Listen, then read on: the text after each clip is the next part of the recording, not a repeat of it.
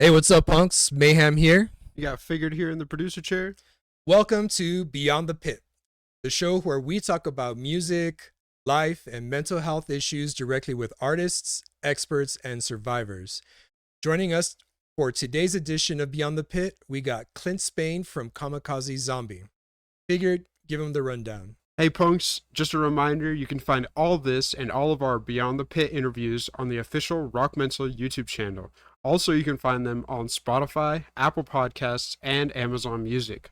Also, be sure to follow at RockMental Official on pretty much all of the social media platforms to get notified when the latest Beyond the Pit episode drops. Mayhem? All right, let's get into it. Kamikaze Zombie is a death metal and thrashcore band born in Birmingham, Alabama. They're now based in the New Orleans area and have been raging together since 2014.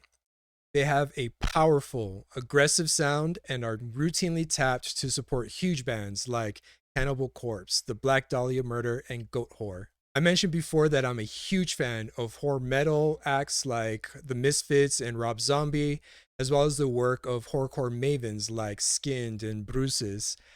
I think it's the dark themes and violent imagery in their lyrics that give me the courage to stand up to the things that, keep me up at night.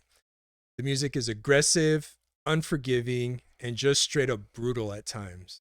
It's my pleasure to welcome Kamikaze Zombies lead vocalist Clint Spain to Beyond the Pit. Hey, what's up, Clint? First, I just want to thank you so much for spending some time with us today. Yeah, man. Thank you for inviting us, or inviting me rather. No, man.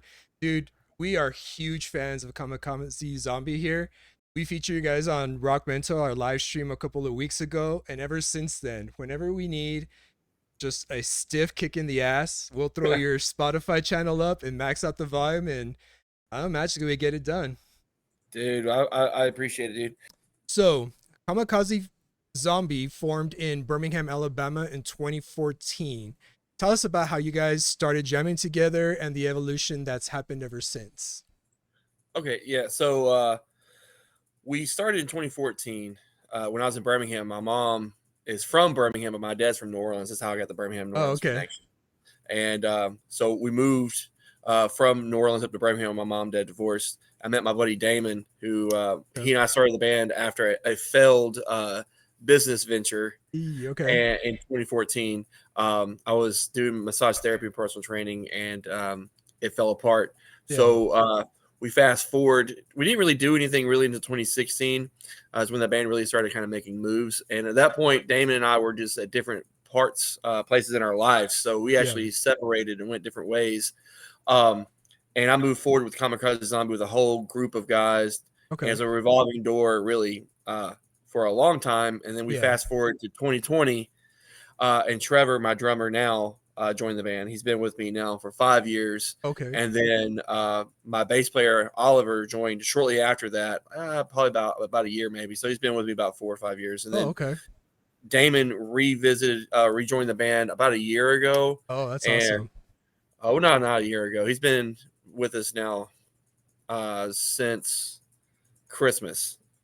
So it's not a year. It's been I don't even want to say a year. It's been since Christmas he's been back. But this group is by far the best group we've ever had. It's the way the band should have been from the beginning. And they're fucking amazing, Yep. That's awesome. You build up a rapport, you got some consistency, you got that sound that you like. And that's really cool. It's super important to have guys that make you want to be in a band. They push you as far as their talents, because Trevor he's like a super human when it comes to music. He sees in color. He sees music in color. He's one of those guys. Oh, okay. He can play every instrument. He's just as good on guitar as he is on drums. The dude's just an amazing guy. And Oliver is a really, really good musician. He's the only one that actually went to school for music, so he actually understands music theory. Yep. And then me and Damon, we're just like cavemen, meat and potatoes kind of dudes, But Damon can write riffs out the wazoo. He's just a riff machine. Like he just that's cool all day, every day.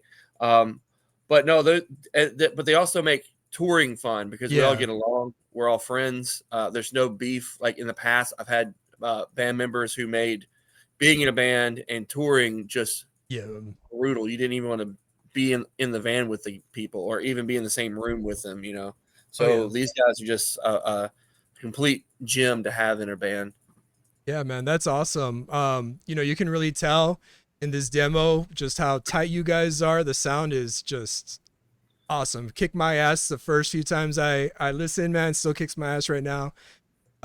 You can really tell the difference between your earlier stuff and the stuff that you put out recently. Awesome. And hopefully the new stuff we're going to put out in June is going to be even more badass. Oh yeah, and man. Then after that we have hopefully our new album will come out either the end of this year or beginning of Okay. sometime next year. Yeah, we're actually re-recording some of those old songs. Oh. That's we play them differently live now. They're way heavier. Okay. So some of those old songs, I appreciate you guys jamming them. Some of those old songs I listen to with a little bit of a cringe to them. Oh, okay.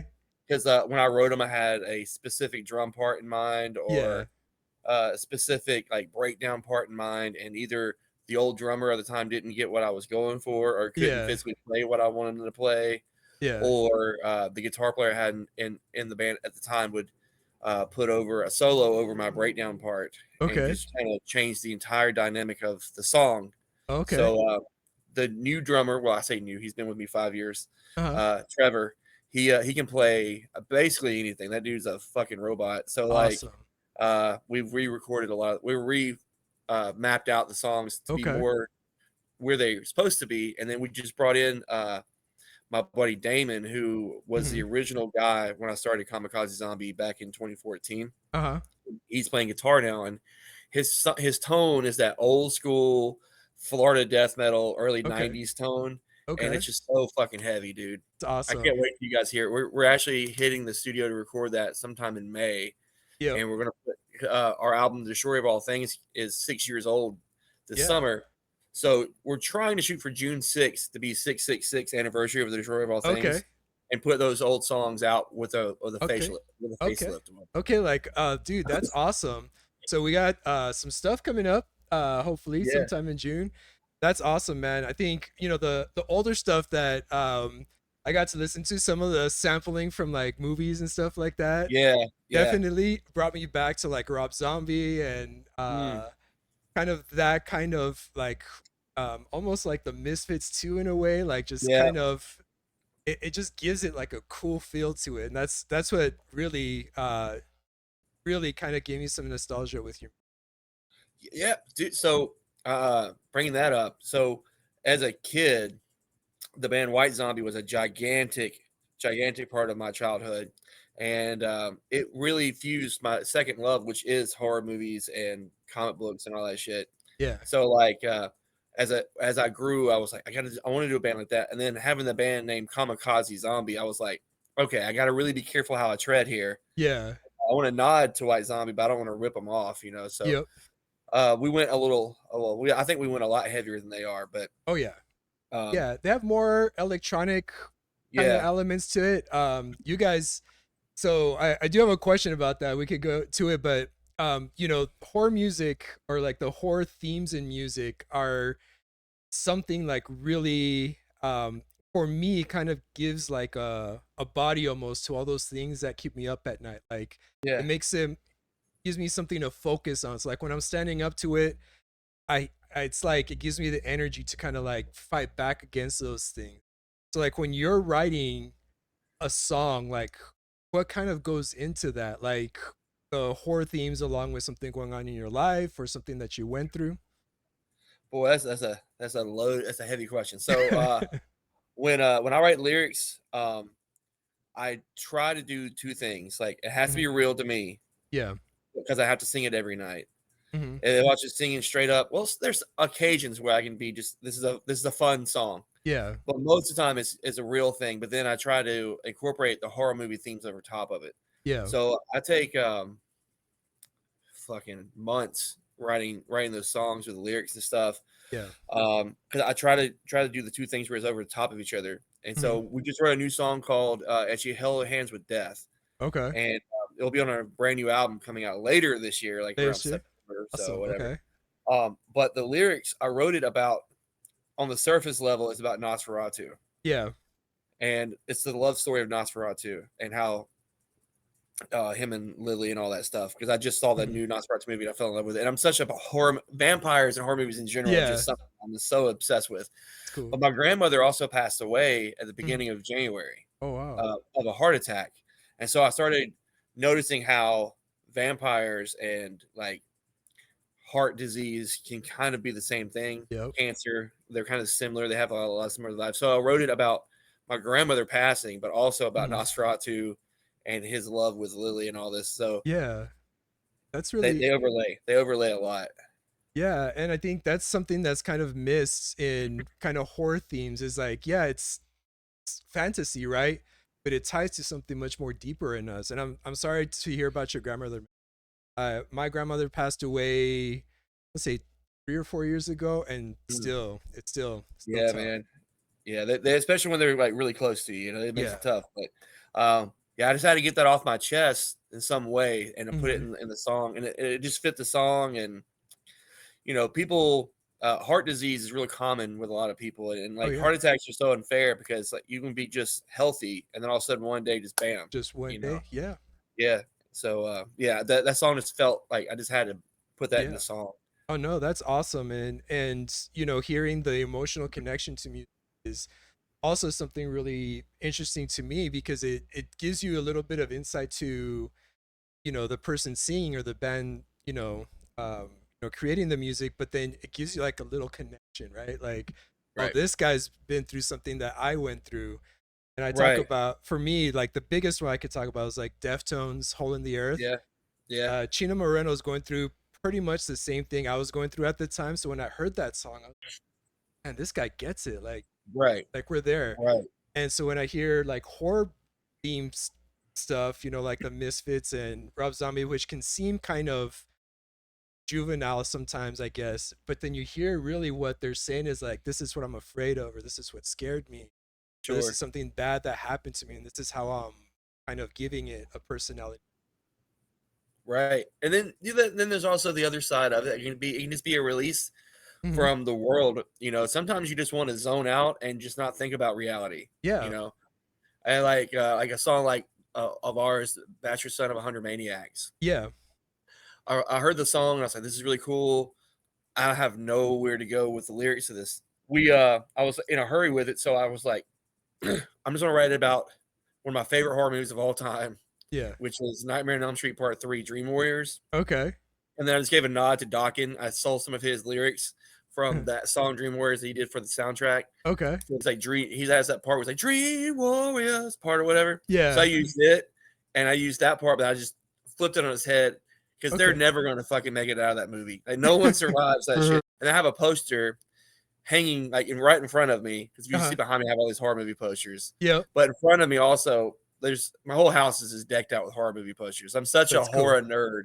Yeah. And in front of me, I have a Freddy Krueger poster that says "Never Sleep Again" with a big fucking claw slashing through it. So I was like, I need a hook for this song, and I looked up and I saw it, and I was like, that's such a good hook. Yeah, that's cool. And what's funny is like, so this is just kind of like an homage to the movie. For me, I suffer from insomnia because of PTSD. So like, I'm hearing Never Sleep Again. And like I said, it's like something to fight against. Like, it gives like, it makes, I don't know, whatever's keeping me up at night real. And I have something to like battle with. So like, it's actually pretty interesting. Like, so I'm a big fan of psychedelic music too. And you can make it mean almost anything. And it means something different to everybody else.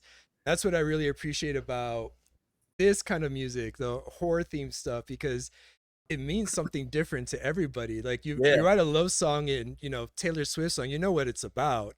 Right. But you get a horror song and you're writing just something that means something to you, whether it be, an homage to something or something personal. It means something completely different because the lyrics don't kind of constrain you to an idea. That's really cool though, man, because when I wrote that song, like not to keep on that song for 20 minutes, but like when I wrote that song, I was writing it in the idea of someone waking up from a dream. Like the whole time was like waking up from dreams and being how it felt to be the person Freddy's tormenting the whole time. Yeah. So That makes sense. That's cool. Yeah, that is really cool. That is really cool. As you know, here at RockMental, mental health is a huge component of what we do. So at least for me, I mean, I totally relate with you. Like, music has been my shelter, like a refuge for me in my whole life. I always tell people, you know, why I love music so much is because no matter what you're going through, there's a song that goes along with that. And you know, when I'm sad, I have songs I go to. When I'm angry, I got songs to go to. When I had my heart broken when I was still single, I had my songs to go to. And I think, you know, it means a little bit different. You kind of went into this, you know, with, you know, after the passing of your grandmother and some of the stuff you went through growing up. But what kind of role, I guess, does mental health play, not just in your day-to-day life, but like when you're purposely trying to make music or purposely trying to engage with people, you know, your fans and things? So I personally, I suffer from depression really bad, and well, more like manic depression because I have those times of being like super Yeah. pumped about stuff, and I also can get anxiety pretty good. Hmm. Um, and being the leader of the band, I guess, Yeah. and having three other guys that completely wholeheartedly believe on you Yeah. and everything you're saying and following your vision and putting their whole life in your hands, basically, Yeah. it is a lot of fucking pressure. And then having a wife that's also believing in you and stuff. So, like, if I let myself spiral, I can get really dark really Yeah. fast. For me, having a martial arts background and meditating and being able to breathe and Hmm. going for walks helps a lot. But then also music, just songs like that can just really get my mind. Like when I start getting spirally, the band I always go to is Hatebreed. Okay. Uh, Yeah. Jamie Josta, he is the preacher boy. That boy, he just gets on that mic and he'll get you back on your feet Oh real yeah. quick. And Perseverance, that album was a real big one for me at the time when it came out because I was going through some hard stuff then. Yeah. And anytime I'm in a bad mood, I can put that album on, and in 10 minutes, I'm like, okay, let's get back to playing ball. Like, Yeah. going for a walk helps me think a lot because my mind runs 1,000 miles an hour, Oh yeah. and I can have all these thoughts in my mind, and sometimes it comes out like completely backwards and fucked up than what I Yeah. was trying to convey because like my mouth doesn't move as fast as my brain is trying to Yep. go. So sometimes I'll go for a walk. If I'm really upset, I'll tell my wife, look, Yep. I'm gonna go for a walk. I'll be right back. And I'll walk like 2, 3, 4 miles, just jamming Hatebreed the whole time. Yo. And I'll come back in and then I'll have a conversation with her about whatever it is we're trying to talk about because Yeah. I'm just so like there. So yeah, music and mental health, I think go hand in hand, Oh yeah. especially for me. I mean, this is definitely what has caused me to want to be a musician is Yeah. keeping, and I've also seen a lot of people that have not made it through because of mental health. Oh yeah. I've had friends pass away who've OD'd because of, um, you know, having manic depression. It's horrible. It's It horrible. is. So the song in the song we wrote called "In the Mouth of Madness," which is one of Hmm. my favorite John Carpenter movies. That song is completely about depression and mental health, Yeah. and about trying to crawl your way out of a dark hole that you've spiraled yourself into. Yeah. That's really deep, man. Like, you know, I've lost friends just like that, just kind Yeah, of go off the edge. I've had a lot of friends commit suicide, right, and you know, kind of the guilt that goes along with that, not just with suicide, but losing friends along the way. I guess it happens naturally, but when you lose a friend in that way, where there's no resolution, I guess is right, hard. It is very hard. right. And you just wish they would just come and talk to you. You're like, why can't you Exactly. just call me? Why can't you Yep. just held on, a little longer, but yeah, it's tough, man, It and is. I feel like everyone is touched by it at least a little bit. Oh I yeah. think some people get touched by it way more than others, unfortunately. Hmm. Um, but yeah, you don't even know where to go with it, Yeah. it's just it can be very tough. My wife, she deals with her stuff. She sees a psychiatrist a lot, which I Mhm. advocate that a lot. Oh yeah. Talk to somebody because bottling it up. So a lot of times, like just bottling it up inside of you, it seems so much bigger than what it really is in real Oh yeah. life. And if you could Absolutely. just get that out and just write it down on paper, talk to somebody, you start seeing the issue that you're having. A lot of times it's not as big as you made it out to be in your head. It's not Oh, this yeah. monster of a thing. Exactly. It's kind of like another fear to get over, almost like Right. fear of maybe vulnerability or something. Yeah, it's true. And like that Rage Against the Machine song, "Fear is your only god." It's Yep. fucking true. It is. It is true. It's definitely a motivator for most beings, but Yeah, it can be a god, and yeah, um, I think at least for me, it's metal hardcore music that captures that, right? Like yeah. it's a lot of fear and a lot of anger and a lot of those intense emotions that go into Mhm. that make people, it's just, people are drawn to that. That's what they're feeling, Right. that's what they're going through, and it's like they're trying to release it through that same music. And that's, I think, why metalheads like us exist, is Yeah, dude. we're just letting that music filter through us and take, the bad things away. Yeah, it's true. Because, like I was saying earlier, sometimes all you have is music. Yep. Some people don't have those friends to reach out to, which um, are that the LCY video that you mentioned earlier. At the Mhm. end of it, if you noticed, we had a friend of ours who passed away up in Birmingham who was close to our drummer, Mhm. and he committed suicide. So we put at the end of the video, it's a suicide hotline Yeah. number for who committed suicide. So yeah, it's really real, man. It's touched us a lot. We've lost a lot of friends Yeah. to mental health. Yeah, that's why when my brother brought this up, it was an immediate yes for me. I made a Yeah, commitment after number five, my fifth friend that I lost to suicide. I was like, I'm not losing anybody else. I right, I told him, I'm in. Let's do this. Let's try. If we just save one life, if there's just save right. one person, it'll all be worth it. And I think, you know, when people are real, you and your music, us here, just bringing awareness to mental health, I think is a good start. We talk about our mosh pit a lot, and this Yeah, idea that it's all of our responsibility to be here for each other and to talk about it. And if somebody asks for help, see him falling, just get him up. That's no questions asked, and 100%. that's something that we all go through. I really do appreciate your honesty with that. It's hard to admit sometimes.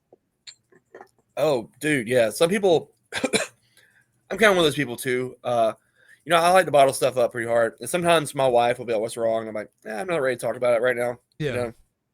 But it goes back to like just having like my mind going 1,000 miles an hour. Oh yeah. Like the comedian Bill Burr, he and I Uh-huh. are so similar in a lot of Oh ways. The yeah. way we view the world and stuff. And he said one time that he idles at 75.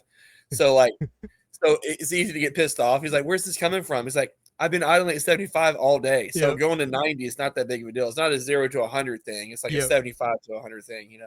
Yep. And that can be me on a lot of days. Like Oh yeah. so. I've learned that's a one I had issues with when I was younger was anger. Anger Yeah. was a real hard one because I grew up in a broken home. My Yep. dad was a completely piece of shit. He wound up dying in prison, Yeah.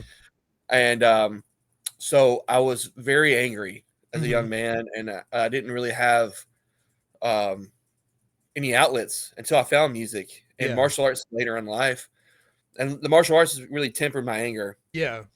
And then being in a band, I'm able to put it out in the because I can go there like that. Like as soon as I hit the stage, Yep. I'm that 15-year-old pissed off kid again, Oh yeah. and I can just start raging again. And I have a lot of anger in the tank. For a kid, let's say, who's wanting to get into making metal music, what kind of advice would you give them? Because metal is very difficult to play well, and whenever you want to include, growls and screams like that, the average human being like me, if I'm singing along in my car, my throat starts to hurt after a while, and you do it in such a way you can understand what you're saying. And I equated your voice to like corpse grinder, because That's you can awesome. understand what you're saying. And what's funny is corpse grinder made a song with Igor, right? And Yeah, the video came on, and my son, who's 9 years old, was watching. He's like, what is he singing about? So I kind of explained, it's kind of like a horror movie. and he's like, oh, he's talking about bodies and stuff like that. Yeah, My 9-year-old could understand him, that's and awesome. we put your music on, and he could understand you too, especially when you were saying, never sleep again and stuff like that. He's like, Yeah. wow, this. He said something like, oh, this guy's angry about not sleeping or something like that. It was pretty funny. But like, people don't understand how difficult it is to sing that clearly with a growl. And so like for kids who are wanting to start bands, like what advice would you give them? Well, as far as playing instruments like drums and guitar, I would just say hone your craft. Don't be in a rush. You have literally your whole life. I didn't start Kamikaze Zombie until I was 32. Mm-hmm. So, just don't feel like you have to get out there. I mean, the younger you are, the more time you have to make mistakes, but Mm-hmm. really just hone your craft and then just understand how business works Okay. would be a big one, because really at the end of the day, it's the music business. Yep. If you're wanting to get out there on a professional level. Now, if you just want to get out there and play music because you just want to be in a band, then just fucking go for it. Don't just start a band. Just Yep. that would be the first thing. Just start your band, start playing shows. Don't be afraid that you suck, because guess what? Everybody sucks when you start. Yep. And just get out there and play. And then as far as vocals go, um, you're gonna go through phases of your life where your voice changes on its own. Yeah. There's tons of tutorials and stuff you can find online, but find a vocal coach. That's what I did. Okay. When I started doing vocals, the very very beginning in the early 2000s, when I just got out of college, I Melissa Cross was really famous for Okay. Randy Blythe from I Hate God and all those guys. Okay. So I found her video, the Zenith Screaming, and I used that for a little bit. That was Okay. kind of like my catalyst to understanding it was more than just screaming into a microphone. Yeah. And then because I came from the background of like hardcore, like back in the day when I was a kid, like my favorite singer was Henry Rollins, which is just yelling Yeah. into the microphone. Yeah. But then I started learning there's a little bit more to it, and then like bands like Pantera came to my life, Oh where yeah. Phil, his voice is super clean, and then Ben Falgus from Sillet Green, Mm-hmm. Goat Whore, he's a big influence of mine, and Okay. so I was like, I want to sound like that. I want to sound where I sound aggressive, but you can hear what I'm saying, because I'm Yep. writing these lyrics and taking all this time to write them. You should be able to hear them. You should be able to know it. Yes. But a vocal coach, I would say, number one, biggest thing, get a vocal coach. Okay. And I got very lucky. My vocal coach is Kyle Thomas from Exhorter. Okay. And I spend every Friday with him, and we don't do screaming stuff. Nope. We just do clean singing. I just sing Alice in Chains Okay. and other things like that. A lot of new wave. Oddly, I do a lot of That's Depeche Mode interesting. and stuff like that. And so then when I go into screaming mode, I already know how to do the growl. Okay. Right? I Yeah. already knew how to do that from back when. But now I just add those layers of singing, like enunciations, Yep. breath control, all that stuff, and actually trying to sing on pitch to the Yeah. guitar, and make it more accessible, so people actually can understand and hear what I'm saying. And Oh yeah. learning that you don't enunciate the whole word, you enunciate more so like the vowels of a word, Mm-hmm. because those are the ones that make the sounds. Everything Yeah. else can be, because you start enunciating like S's and P's and shit, it's gonna start to sound like a jumbled mess. Yeah. It's interesting. So definitely possible. Just start, but Yeah, you got to hone your craft, get some coaching. And you bring up a lot about money. A lot of artists have talked about the money in the music industry. right. Corey Taylor's talked about it, Chino Moreno, Metallica, all sorts of bands have talked about like the pitfalls that come in with Right. that. So I think that is definitely another thing that the next generation of bands needs to be aware of. All right, man. Well, I see on Instagram you guys have some shows coming up. You said you're supporting Exodus, right, in Birmingham. Yes. Where else Yeah. can we find you at? For right now, that is the show we have right now for this year. Okay. We got a tour coming up in this summer, but we're not able to really announce when and where yet. Yep. But I Yeah. will say it's coming up this summer. We have a tour coming up this summer with All right. a pretty awesome bigger band that you guys will. Awesome. Awesome. Yeah, that's awesome. And So hopefully some of our fans, some of your fans will make their way out there to those shows. What would a new fan expect from a Kamikaze Zombie show? Fun. That's what we try to do the most. Mm-hmm. I really take it seriously if you spend your time on us. Mm-hmm. Uh, money too, because you earned that, and you earn Yeah. that through spending your time. You don't get that money back. You don't get that time back. Whatever time you spent, Mm-hmm. making money. So, time is something that I take very serious. So if you come Oh to yeah. our show, be it 2 people show up or 200 people show up, Yeah. we're going to give you the best show we can possibly muster out of our bodies to give you for that 30 minutes that we play, or Yeah. however long we want it playing. Some shows we're scheduled for 20 minutes, Yeah. and if we do 20 minutes, it's going to be brutal. The whole 20 minutes Yeah. just crammed down your fucking throat. Yeah, we just try to be as intense as possible. I try to break my neck every night. Yeah. Sometimes I come on stage and I can't even breathe, and I have a pounding headache, and my Yeah. knees are killing me. But it's worth it. It's worth it. I try to give myself every night on stage. Yeah. If I fucked around and died and had a heart attack on stage, I died doing what I love. Yeah. And yeah, that's really it, man. Like, Yeah. with Kamikaze Zombie Live is where I want you guys to be. And I always call our fans Crude Mutants. The Crude Mutants came about because in the early days of Kamikaze Zombie, I didn't have a name for the band, and we named the band a different name every other weekend. Yeah. And when I first started the band, the name was actually going to be Monster Zero. Okay. And we were Monster Zero for the first 6 months of the band, I guess. And one day I just was like, this name doesn't feel like it clicks like I want it to. Yeah. And then we changed it to a few names that actually became song titles, like the Dark Eyes of London. We were the Dark Eyes of London for a little bit. Okay. And I felt like that was too much of I was like, that could be a good new wave emo band, but it just doesn't really sound like a metal band. Yeah. And then for a second, we were the Crude Mutants Okay. before we became Kamikaze Zombie. And I thought that was a cool name, and I didn't want to let go of it. And then I was thinking about Pantera, how they're Pantera, the Cowboys from Hell. I was Yeah. like, we could be Kamikaze Zombie, the Crude Mutants. Yeah. That's And pretty that's cool. kind of how it went from there. And then I was like, shit. And then one day I was just like at work, and I was like, we could call our fans Crude Mutants. Yep. And then that's just kind of how it's been since then. Dude. We love our fans. We don't have. I don't think we're like, we're not a gigantic band by no stretch of the imagination, but we definitely have some diehard fans. Oh yeah. And all those guys and gals that come out to our shows, because a lot of them are repeated. They're repeat offenders, so they're definitely Crude, Yeah. And I started getting to know their names, and they're like becoming friends with these people, and hearing their stories, and no matter if it was a Wednesday in fucking nowhere, Tennessee, or out in Alabama or New Orleans or Chicago, even, they still make their way out to us, and that's success to me. Like 100%, that's it, dude. Like that's like I can't even put that into words how much that means to me. That'll work, man. All right, Clint. So thank you so much for joining us, and we will definitely be out there to see you guys when you make it out, maybe a little closer to our corner of Texas. Starting in May.